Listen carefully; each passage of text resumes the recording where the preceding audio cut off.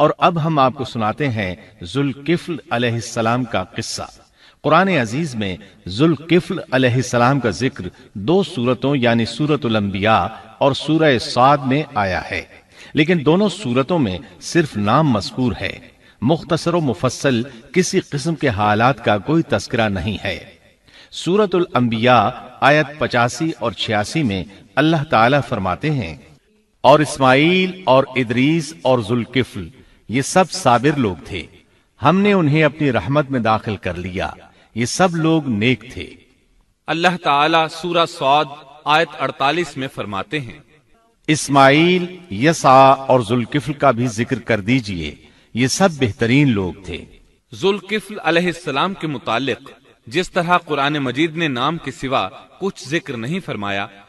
اسی طرح نبی اکرم صلی اللہ علیہ وسلم سے بھی ان کے متعلق کچھ منقول نہیں ہے، لہٰذا قرآن و حدیث کی روشنی میں اس سے زیادہ کچھ نہیں کہا جا سکتا کہ ذوالکفل علیہ السلام اللہ کے برگزیدہ نبی اور پیغمبر تھے اور کسی قوم کی ہدایت کے لیے مبعوث ہوئے تھے۔ قرآن و سنت میں اس سے زیادہ سکوت ہے۔ باقی رہا سیر و تواریخ میں ان کا ذکر، تو کافی تفتیش و جستجو کے بعد بھی ہمیں اس سلسلے میں ایسی ٹھوس معلومات نہیں مل سکی جن کے ذریعے سے ذوالکفل علیہ السلام کے حالات و واقعات پر مزید روشنی پڑ سکے، چنانچہ تورات بھی خاموش ہے اور اسلامی تاریخ بھی۔ البتہ ابن جریر رحمت اللہ علیہ نے مشہور مفسر تابعی مجاہد رحمت اللہ علیہ سے ان کے متعلق ایک قصہ نقل کیا ہے۔ اسی طرح امام ابن ابی حاتم نے اسی قصے کے قریب کچھ آثار عبداللہ بن عباس اور ابو موسیٰ اشعری رضی اللہ عنہم سے نقل فرمائے ہیں۔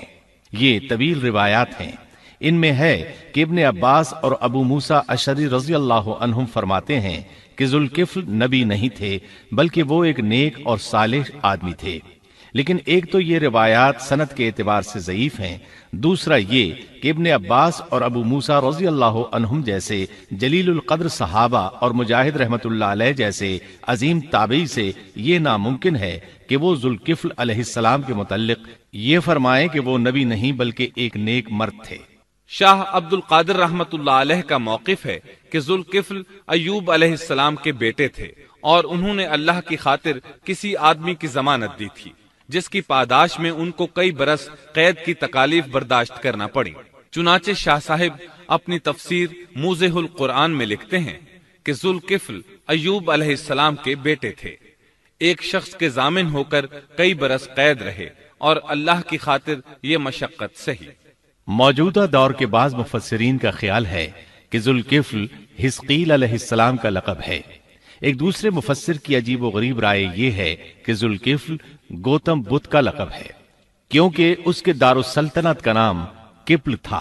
جس کا معرب کفل ہے، اور عربی میں ذو صاحب اور مالک کے لیے آتا ہے، اور صاحب مال کے لیے ذو مال اور مالک شہر کے لیے ذو بلد کے الفاظ کثرت سے استعمال ہوتے ہیں۔ یہاں بھی کفل کے مالک و بادشاہ کو ذوالکفل کہا گیا ہے۔ اس مفسر نے یہ بھی دعویٰ کیا ہے کہ گوتم بدھ کی اصل تعلیم توحید اور حقیقی اسلام ہی کی تعلیم تھی، مگر اس کی موجودہ صورت دوسرے ادیان کی طرح محرف اور مسخ شدہ ہے۔ لیکن یہ اقوال قیاس و آراء سے زیادہ تاریخی حیثیت سے کوئی وقت نہیں رکھتے۔ ہم اس تعصب کے قائل نہیں ہیں کہ اگر صحیح تاریخ سے یہ ثابت ہو جائے کہ قرآن نے جن انبیاء کے صرف نام ذکر کیے ہیں ان کا مصداق فلاں برگزیدہ ہستی ہے، اور اس کا انکار صرف اس لیے کر دیا جائے کہ اس سے پہلے چونکہ ایسی بات کسی نے نہیں کہی اس لیے یہ قابل رد ہے۔ یقیناً ہم اس حقیقت کو تسلیم کرتے ہیں کہ تاریخی حقائق کی جستجو کا باب بند نہیں ہوا، اور آئے دن نئی تحقیقات سامنے آ رہی ہیں اور جدید انکشافات ہو رہے ہیں، بلکہ ان کے ذریعے قرآن مجید اور احادیث رسول کے بیان کردہ واقعات کی تصدیق ہوتی چلی جا رہی ہے۔ ملحد و بے دین لوگ ان کا انکار اس لیے کرتے اور کرتے آ رہے ہیں کہ تاریخ اور فلسفہ ان کا ساتھ نہیں دیتے، لیکن اگر قرآن کریم کی بیان کردہ کسی ہستی کے متعلق مزید انکشافات روشنی میں آئیں تو ہمارے لیے انکار کا باعث نہیں بلکہ مخالفین پر مزید حجت اور دلیل ہیں۔ لیکن اس حقیقت کے اقرار کے باوجود اس سے یہ بھی لازم نہیں آتا کہ کسی واقعے کے متعلق کوئی شخص اگر محض اپنے وہم و گمان اور قیاس و انداز سے بے دلیل کوئی بات کر دے تو ضرور اس کو مان لیا جائے۔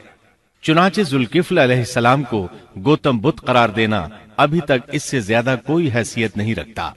ہمارے لیے دنیا کے مختلف گوشوں میں اللہ کے فرستادہ نبیوں پر ایمان لانے کے لیے قرآن کی وہ تینوں دفعات کافی ہیں جو دین اسلام کا امتیازی وصف ہیں۔ سورۃ الفاتر آیت 24 میں اللہ تعالیٰ فرماتے ہیں، اور کوئی امت ایسی نہیں ہوئی جس میں کوئی ڈر سنانے والا نہ گزرا ہو۔ سورۃ المومن آیت 78 میں اللہ تعالیٰ فرماتے ہیں، بعض انبیاء کے واقعات ہم آپ کو بیان کر چکے ہیں اور ان میں سے بعض کے قصے تو ہم نے آپ کو بیان ہی نہیں کیے۔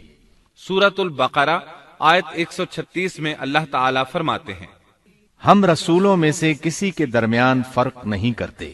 اس لیے ایک مومن کا یہ عقیدہ ہونا چاہیے کہ ہم اللہ کے انبیاء میں سے کسی نبی کے درمیان کوئی فرق نہیں کرتے، یعنی تمام انبیاء پر ایمان لاتے ہیں۔ اس صاف اور واضح عقیدے کے بعد اگر ہمارے سامنے کسی ملک اور کسی خطے کے انبیاء اور رسول کے واقعات نہیں بھی آئے تو اس کے اسباب و وجوہات اور ہیں، لیکن جہاں تک ان پر ایمان لانے کا تعلق ہے وہ اختصار سے بھی کافی ہے، اور ان کی تفصیلات سے آگاہی ہماری رشد و ہدایت کے مقاصد یعنی اللہ پر ایمان اور نیک اعمال کے لیے ضروری نہیں ہے، خصوصاً جبکہ اللہ تعالیٰ نے ہم پر یہ حقیقت بھی قرآن مجید میں واضح کر دی ہے کہ نبی اکرم صلی اللہ علیہ وسلم خاتم النبیین ہیں اور تمام سچے ادیان کی صحیح اور حقیقی تعلیم کی تصدیق کر کے ان کو بلند درجات کے درجہ کمال تک پہنچانے والے ہیں، جیسا کہ سورۃ المائدہ آیت 3 میں اللہ تعالیٰ فرماتے ہیں، آج میں نے تمہارے لیے دین کو کامل کر دیا اور تم پر اپنا انعام بھرپور کر دیا اور تمہارے لیے اسلام کے دین ہونے پر رضامند ہو گیا۔ خلاصہ کلام یہ کہ ہمیں یہ تسلیم ہے کہ ہندوستان میں بھی اللہ کے سچے نبی اور پیغمبر مبعوث ہوئے، بلکہ سیرت نگاروں کی روایات کے مطابق ابو البشر آدم علیہ السلام اسی ہندوستان کے کسی گوشے میں اتارے گئے، لیکن جب تک قرآن و حدیث کی صراحت یا تاریخ کے صحیح دلائل و براہین سے یہ ثابت نہ ہو جائے کہ ذوالکفل گوتم بدھ کا لقب ہے، محض قیاس و آراء کی بنا پر ہم اس کو تسلیم نہیں کرتے، کیونکہ جس طرح کسی نبی کو نہ ماننا کفر کی راہ ہے، اسی طرح کسی غیر نبی کو نبی تسلیم کرنا بھی باطل ہے۔